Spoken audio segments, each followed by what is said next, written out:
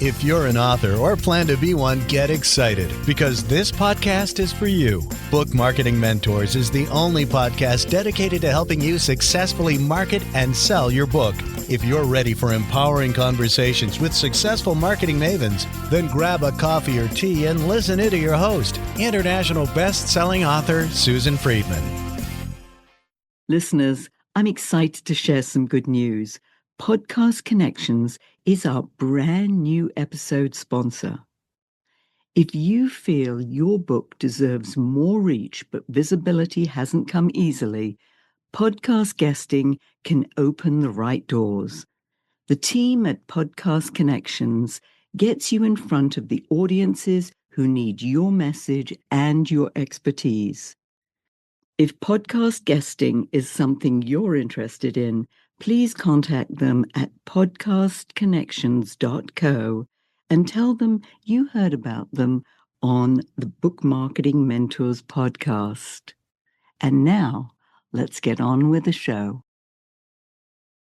Welcome to Book Marketing Mentors, the weekly podcast where you learn proven strategies, tools, ideas, and tips from the masters. Every week, I introduce you to a marketing master who will share their expertise to help you market and sell more books. Today, my special guest is Scott McKain. Scott is one of the world's most sought-after business speakers and customer experience experts. A member of the National Speakers Association Hall of Fame and the Sales and Marketing Hall of Fame, he's delivered more than 2,000 presentations in 36 countries. From early leadership roles that led to thousands of speeches by the age of 21 to advising organizations around the world, Scott helps leaders stand out, create distinctive experiences, and rise above the noise in an AI-transformed world. He's a multi-time best-selling author, and his most recent book is Beyond Distinction: How Leaders Transcend the Turbulence of an AI-Transformed World. A dear friend and colleague, Scott, what an absolute pleasure it is to welcome you to the show.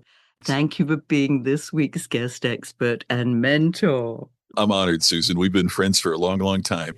It's not only a pleasure, it's a privilege to have a chance to share this time with you. So thank you for the invitation. Great to be with you. Well, my pleasure. And it suddenly occurred to me that for the number of years that we've known each other, why it's taken so long for me to have you on the show, I feel embarrassed by that one. But hey, better late than never, right? It's all good. Here we are. Exactly. Here we are. So I really am so curious about the new book, Beyond Distinction. And I know you wrote another one previously, Create Distinction.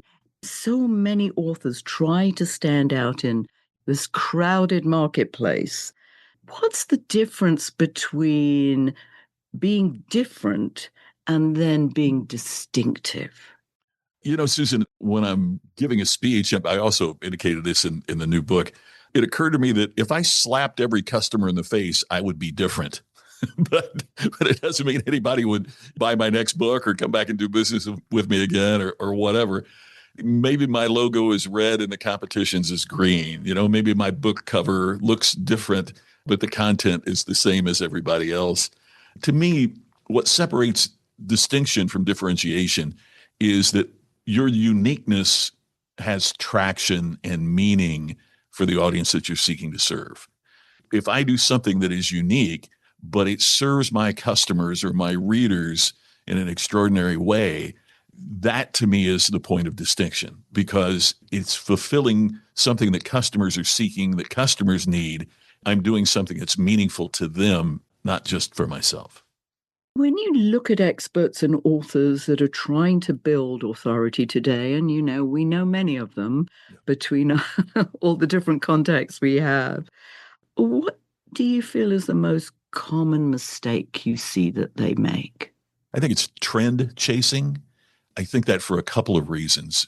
As I was researching for this book, one of the things that occurred to me is that when you're in reaction mode, it means you're already behind. If you're chasing a trend, it means that someone else has already written about it. Someone else is already leading the charge on that particular topic. And the other aspect of that is when you get caught up in trend chasing, then you never build your own personal brand. Other than I write about what everybody else is writing about. I do what everybody else is doing, which is not really where you want to be as a brand. I think it's critical. For example, there's a lot of folks that write about leadership, but if you could find your own unique take on that, then that becomes your brand. Jeff Bezos of Amazon fame said, your brand is what people say about you when you're not in the room. That makes it difficult because it means you're not in the room to hear it, but it also means that the conversations that you stimulate, or the lack thereof, is really what your personal brand is. And so one of the things I realized along the way as I was researching distinction for my own business, even prior to writing about it, was that you've got to be known for something. And I also see authors who will write a really terrific book on one particular topic, and then they jump in a completely different field, and they haven't established enough of their authority within that one particular area to really interest me in what they have to say in something else. We have seen so much in publishing of people who claim to be thought leaders, but really what they are highly vocal trend followers. And I think it's critical that we develop our brand through our own unique viewpoints, regardless of what the situation, the topic might be that we're writing about. You talk about how you looked at distinction within your own business, and you're definitely a thought leader. So what makes you distinctive? Gosh, what a great question. It's significantly easier to identify it in others than it is in yourself. I've become known, I guess, for the point of view about distinction, and then how do you take it to higher levels, and then how does it change in terms of its relevancy? That's really what the new book is about, is with AI and all of this incredible transformation that we're seeing in the world. How do we maintain our relevancy? So distinction still, to me, is a model that we can expand upon. So that, having developed over a period of years expertise within my subject matter, I would hope would separate me from others in the category. Yeah. I mean, I always remember your book. What was it? The show business. Right. All business is show business. I was like, I love that. I love that book. One of the really interesting things that happened to me recently, and for authors, this just goes to show you never know. I talked about this at the NSA, National Speakers Association meeting we recently had in New Orleans. I got this email from this guy, and he wrote, all business is show business was kind of my Bible. It was one of the books, the 3 books that I used to start my own business. And we applied the principles of that to build our business. I'd love for you to come visit me and let me show you how we've used what you wrote about. And if there's anything I can do for you, I would love to have the opportunity to do that. Signed, Jesse Cole, owner, Savannah Bananas, which is just incredible. So he had me come out and visit him in Savannah and learn about what they're doing. And it was just an incredible experience. But never did I think when I was writing that book that it would impact somebody that in turn would make such a great impact as that. So that's part of the motivation, I think, for those of us that spend those lonely, difficult hours writing, is you just never know. You never know the impact that what you write is going to have. Scott, with AI producing more content than ever, what actually makes an author's message memorable and valuable? Gosh, what a great question. And I address that to a degree with all businesses in the book. But I just think the humanity, the human experience is something that AI can never truly replicate. For all of humankind, we've learned through the power of story. We've learned through compelling narratives. For each of us, our own personal story, our own personal take, our personal opinions, that can't be duplicated. I'll admit, I used AI as a part of writing the new book. I would write, and then I'd say, I'd enter it into AI, and I'd say, review this, give me some ideas, give me some suggestions, some of which I used, some of which I didn't. I looked at AI as a digital editor, but not to generate content, because AI can hallucinate. AI can, AI can turn out very generic, good material, but generic material. And that doesn't advance where we're going as authors. I think there is a place for AI, but when I pick up a book, I want to know what that author believes in their soul, what they think, what they're committed to. Is that true for a fiction book? Of course it is, but I think it's even just as true, maybe more so with nonfiction books, because we don't buy nonfiction books for a generic opinion. We buy them to see things through the prism of the author's experience. That's something that AI can never duplicate. That's something that AI isn't going to be able to deliver. That's really a lot of what my book is about, is that leaders have to make certain that there's a great line from Scott Galloway who says, too many leaders think that AI is corporate Ozempic. Give me a shot and we can cut the humanity out of this thing and be easier to manage. And that's the pathway to destruction for authors individually and for organizations collectively. It has its place. It's a tool. But, there's some of us been around a few times, and the internet was talked about it this way. Cellular communication was talked about it this way. Yes, AI is maybe the most dramatic change in technology that we've ever seen. But we also have to keep it in perspective, is that humans want to be connected with humans, and that isn't going to go away. Yeah, that human connection. Now, I did a program on storytelling with using AI, and AI can do a certain amount, but at the end of the day, that human story, your uniqueness, it can't duplicate. Exactly. So that human to human, and I love this idea, the prism of an author's experience. That's beautiful. Oh, thank you. Was that in the book? I said that and I thought, gosh, I got to write that down. Yes, I wrote it down. Isn't it funny that AI can know everything and can have a ton of information and maybe not a whole lot of wisdom, right? I mean, they call it artificial intelligence. They don't call it artificial wisdom. And that's what we're looking for from the author, is to assimilate and associate these aspects of information and intelligence to create something where we go, wow, I hadn't thought of it that way. Now, it might mean we might apply it or we might not apply it. But if we can stimulate thinking through our writing, to me, that's the ultimate goal of an author. My feeling has always been the reader has the responsibility of whether or not they act on what's in a book.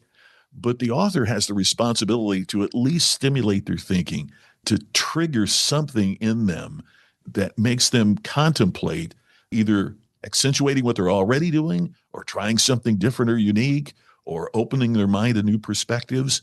That's our goal as authors, it seems to me. Very much so.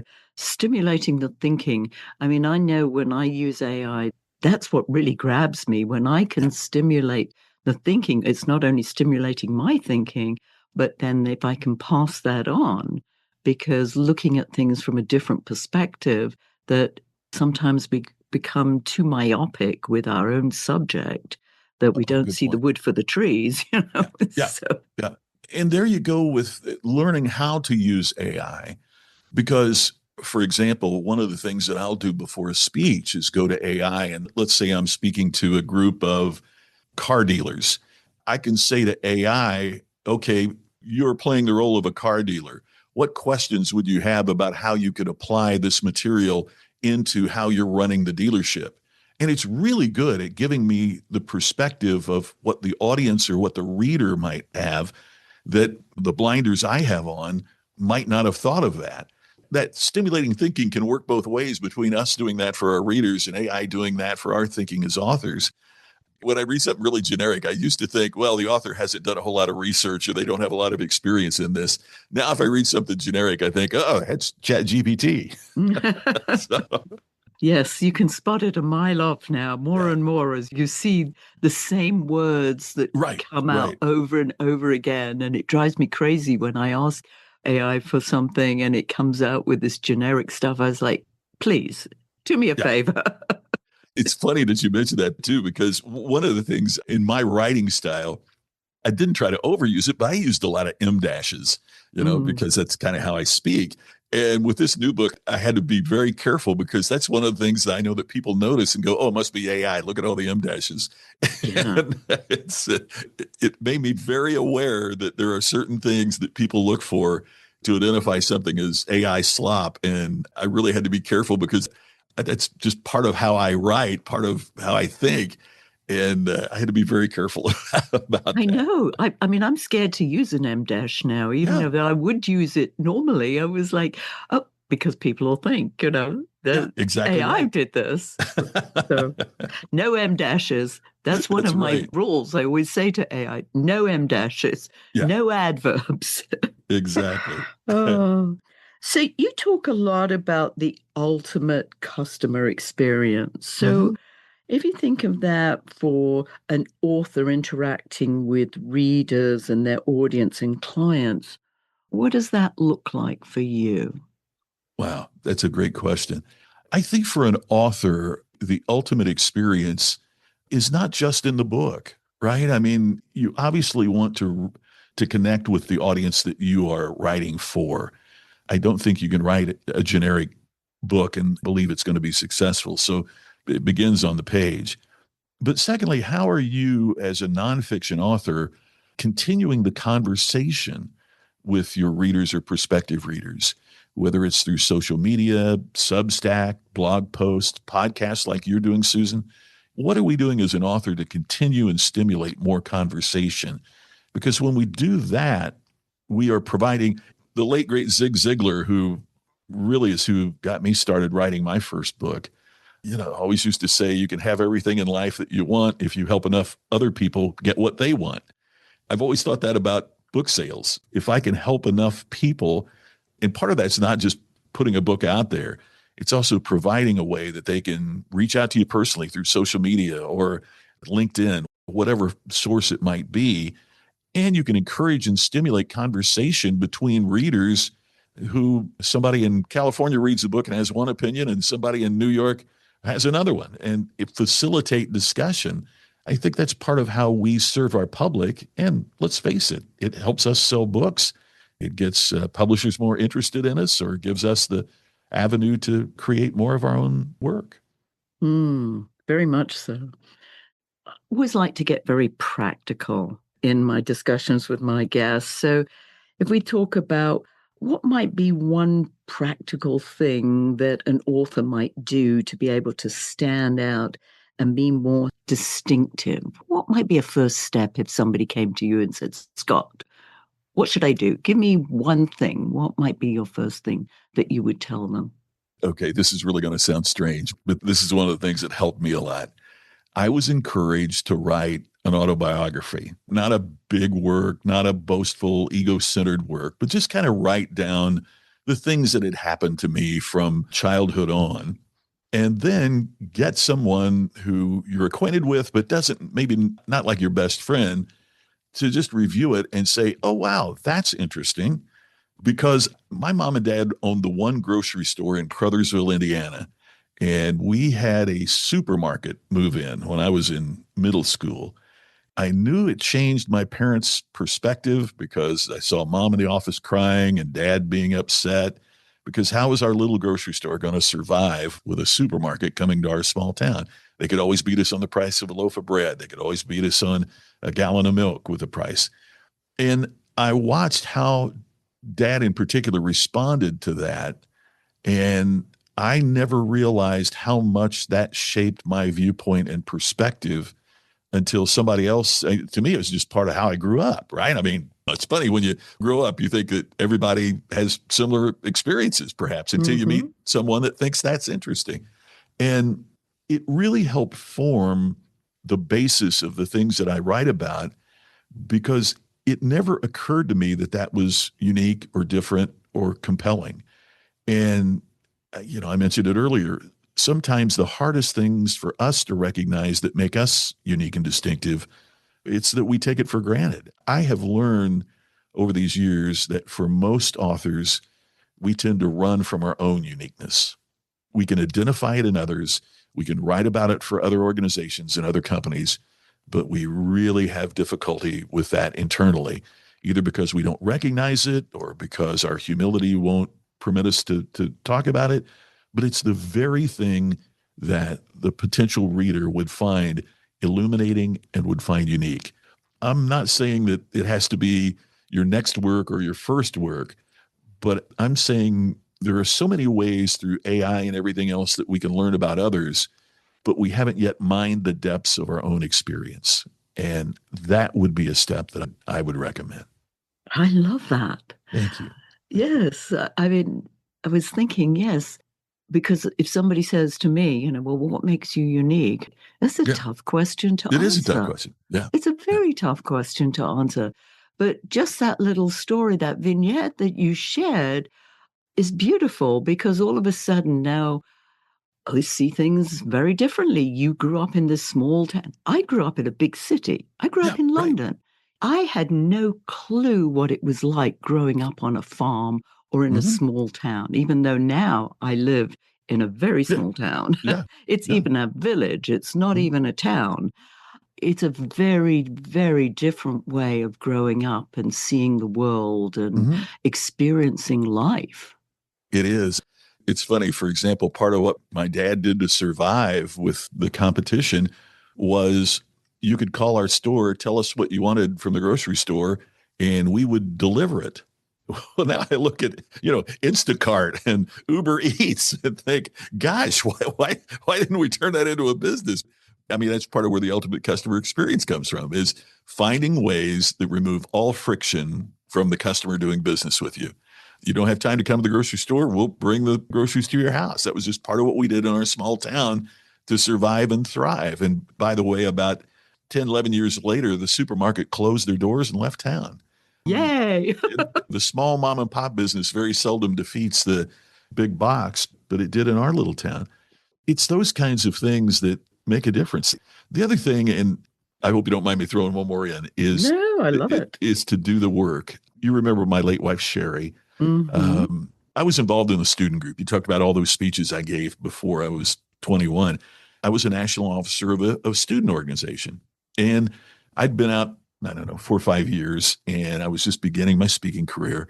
And they asked me to come back and speak to the national convention of the student organization. Now, the national convention, there's 20,000 in the audience. So to get to come back and speak to this was amazing, was huge at that early time. And one of the other speakers was Zig Ziglar. Well, Sherry and I check in the hotel room, and I'm just thinking, gosh, I can't wait to go hear his speech. And the phone in our room rings, and it's Zig Ziglar. And he said, "Hi, Scott. I saw that you're on the program. I know that you're a member of the National Speakers Association along with me. Do you have plans for dinner tonight?"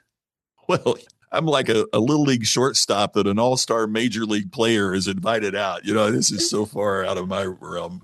And so he took Sherry and me to dinner. So we're sitting at dinner, and he said, "Scott, I looked and I couldn't find any books that you'd written." And I said, "Well, Zig, I've never written a book."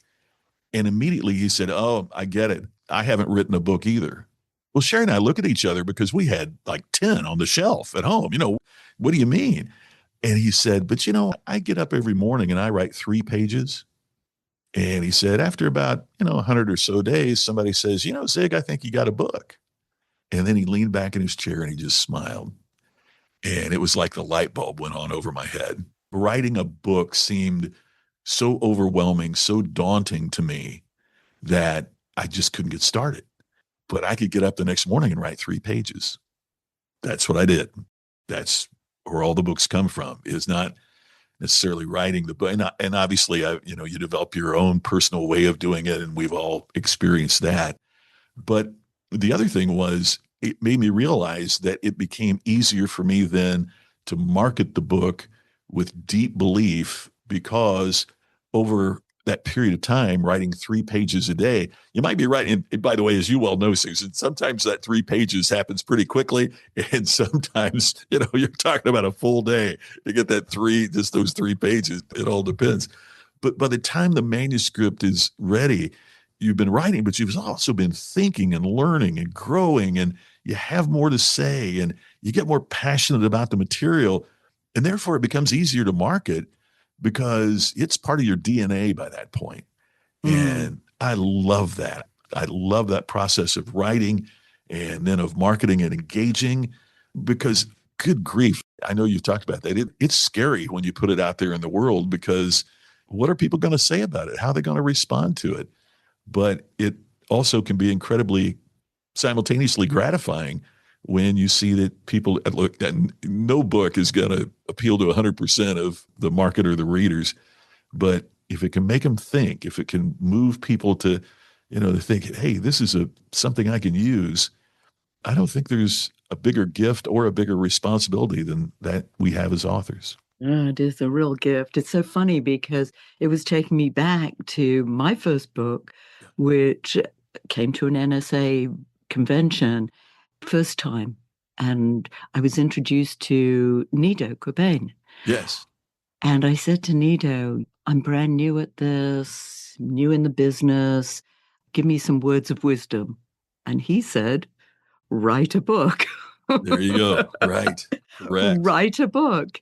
And that was the furthest thing from my mind. And like you said, you don't just sit down and write a book, but I gave myself a goal every day for 2 hours. I had to write at least 2 pages. There you go. Yeah. And as you say, some days it was so easy, it just flowed. And other days it was like, it was like pulling teeth. I mean, it was so painful. But I wouldn't get up. I had this sign on my wall that says bum glue. So my bum was glued to the chair until those 2 pages were written. I love that. Bum glue. I need a sign. You're going to steal that one. You can steal it. I need a sign. That's perfect. You need a bum glue sign. You need to start marketing those signs, right? I will. Yes. Bum glue signs. That's great. I love this. Scott, this is a great segue to tell our listeners how they can find out more about you, the book. What would you like to share with them? Oh, I appreciate that. The website for the new book is beyonddistinction.ai, and it'll tell you about the new book. And obviously, it's available everywhere books are sold, Amazon, Barnes & Noble, on and on, thanks to the publisher Wiley.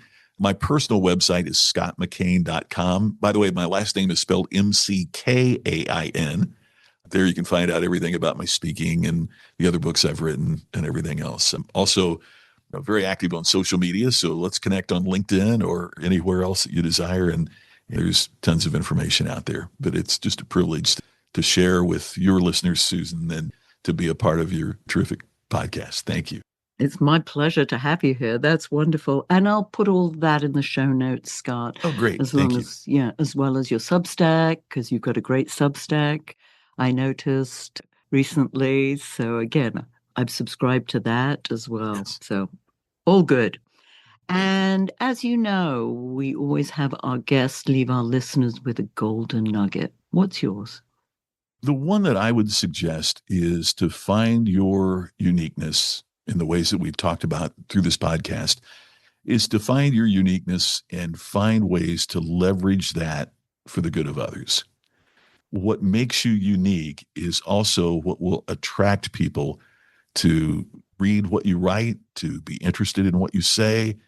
Don't fall in the trap of trend following, trend chasing, being a lemming that's part of the crowd.